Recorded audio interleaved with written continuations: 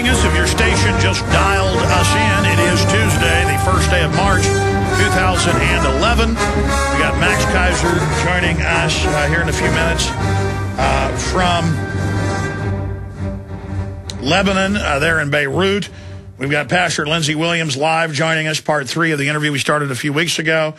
We've got Webster Griffin Tarpley on the economy and what's happening in the Middle East, North Africa in the last 30 minutes of the broadcast. I also want to get, if Keiser wants to talk about it as a side issue, Bernie-Madoff coming out and telling the truth. Says whole government is a Ponzi scheme. Well, this is the founder of the NASDAQ. They're going, oh, well, he's a crook. Don't listen to him. Well, I don't need Bernie-Madoff to tell me the whole government's a Ponzi scheme since the 1913 takeover of the Federal Reserve that's devalued our currency almost down to nothing.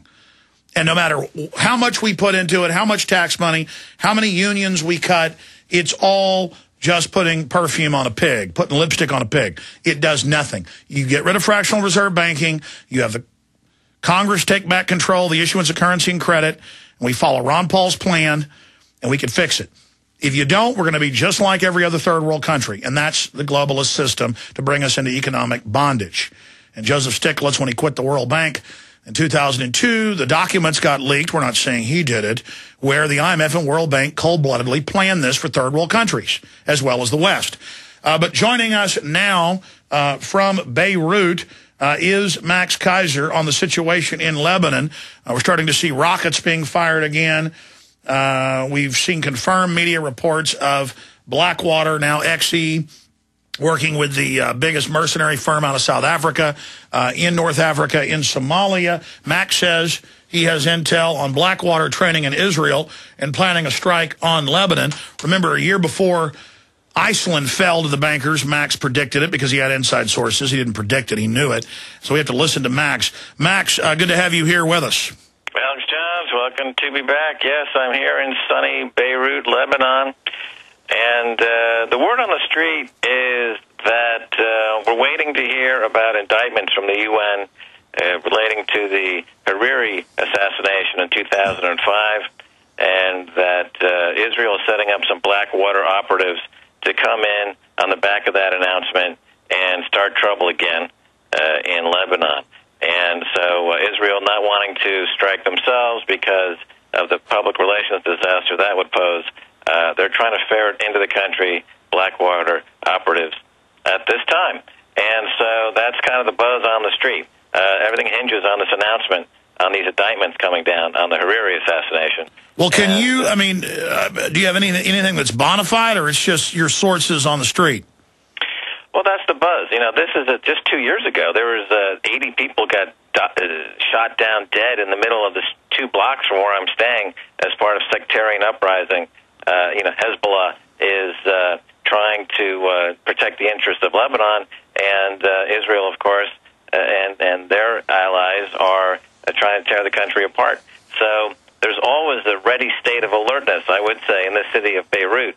It's funny because you go down the street right now, everything is calm and quiet, but beneath the surface, it can explode at any second. So it gives this town a unique feeling, a unique buzz. All right, I want to come back from break and get into why is Max-Keiser RT host, Al Jazeera host, BBC host, Genesis Saturday morning radio host. Why are you in Lebanon? Why are you in Beirut? We're going to come back here in a moment, so don't start yet. And then I want to shift gears into just the larger geopolitical area that you're nesting in right now, Max. I want to talk about your view on what's happening in Egypt, what's happening in Tripoli with Muammar Gaddafi in Libya, the tanks rolling out to suppress people in the streets in Bahrain and other areas of Saudi Arabia. I want to get your view on all of that. And then Bernie-Madoff's jailhouse interview saying the whole government's a Ponzi scheme. Swindler tells New York Magazine, I destroyed our family. We'll be right back.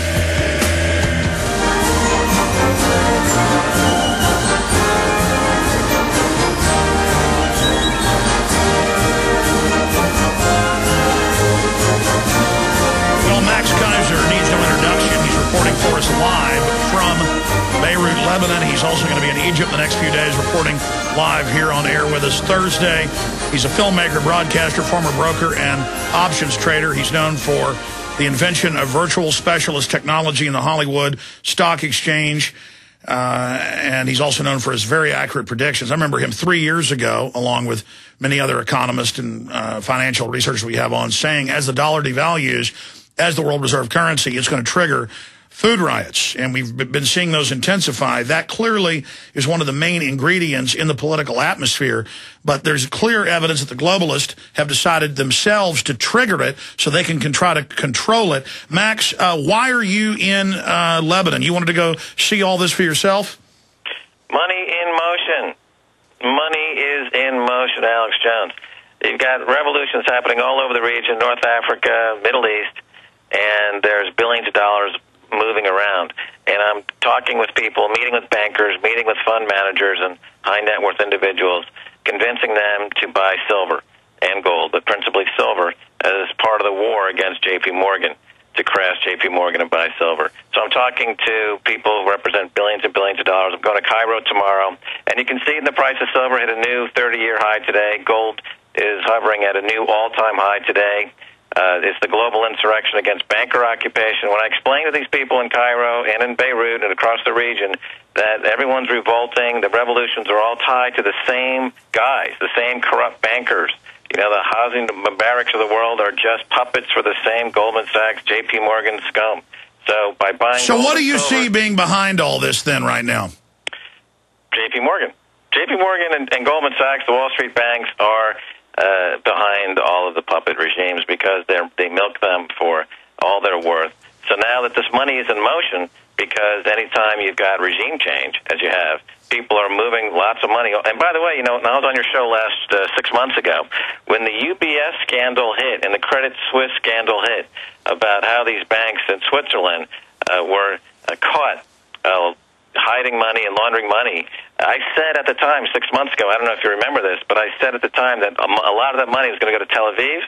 It just came out today in the Financial Times. You can look it up. That, in fact, now Tel Aviv has been mentioned as the primary source where those funds have gone after the UBS bankers advised their clients to get out of Switzerland and to put into Tel Aviv. So Tel Aviv emerged as the new money laundering Switzerland.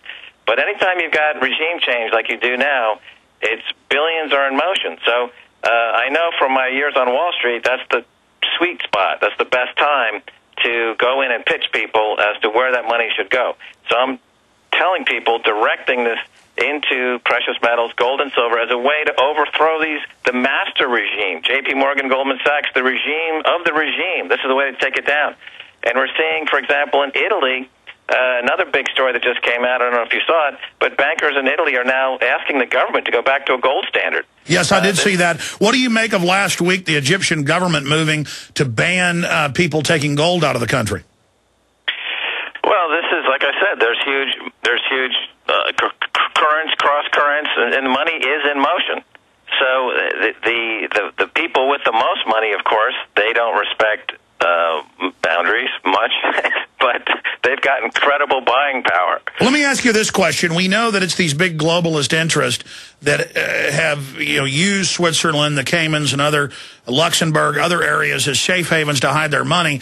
I've noticed most of the people they've been targeting are folks that have hidden 5, 10, 15, 20 million, which sounds like a lot to you or I or the average Joe, but is chicken feed. So they're really not targeting the people that are hiding billions. But we do see the Israel lobby and others. I've noticed a lot of their senators and House members have been really pushing to go after Switzerland. Is that so they can knock them out as the main money laundering slash tax haven and make Israel the new tax haven? I mean, is that just basically Israel trying to knock out their competition? Well, that's what I said 6 months ago. Yeah. That the U.S. And Israel wanted that business. They didn't want it. No, you said that. You even wrote about it. You said that. Yeah.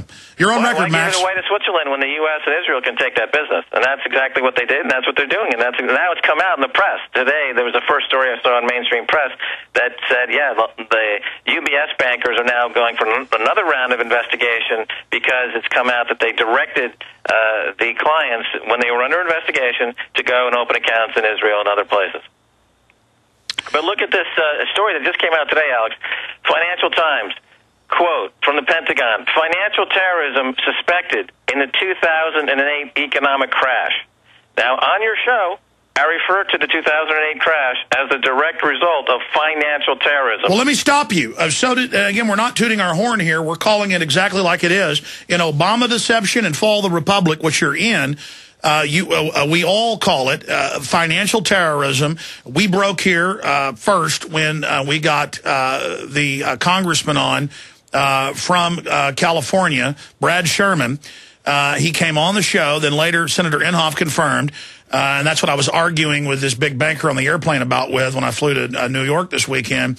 He was saying, well, Paulson meant we would have martial law if things collapsed. No, they went to the House and Senate in closed-door meetings, Paulson, Bernanke, and others, and said, we will have total implosion. We will have martial law if you don't do this. And then when Congress was getting 1,000 to 1 phone calls, and that's what Barbara Boxer reported, or was it Feinstein, 1,000 to 1 phone calls against the banker bailout takeover.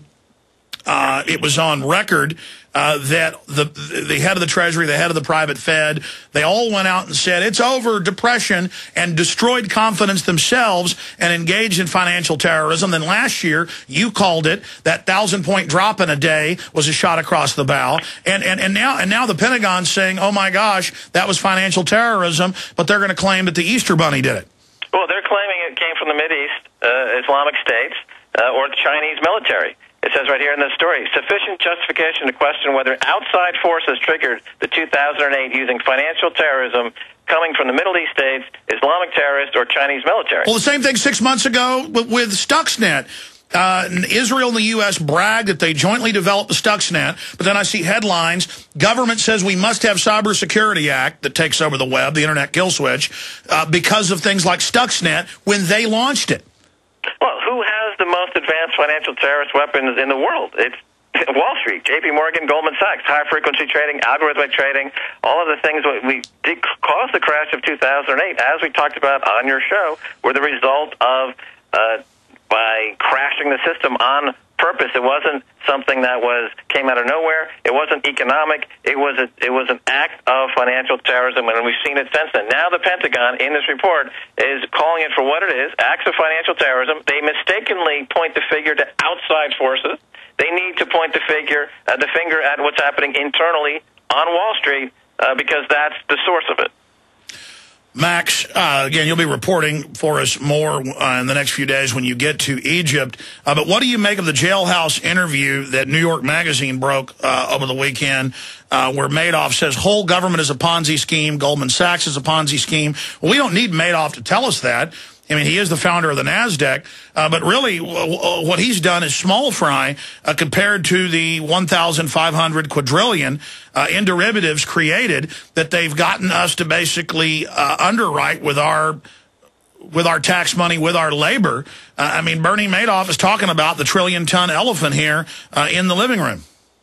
It's counterfeiting. It goes even... The Ponzi scheme, at the end of the Ponzi scheme, at least it starts off with $1, and then you go through a Ponzi scheme, but there's something at the end of the day that started the Ponzi scheme. But this is actually just rank counterfeiting. U.S. Treasury bonds are being counterfeited. They're being issued with no collateral whatsoever. There's nothing in the piggy bank to justify any of the issuance of these U.S. Treasury bonds. And now, instead of the Ponzi scheme operator going to prison like Madoff, the bankers hold you hostage at the end of the Ponzi scheme and say, give us everything, and then we'll fix it, but then it always only gets worse. I mean, how many times can they pull off this trick?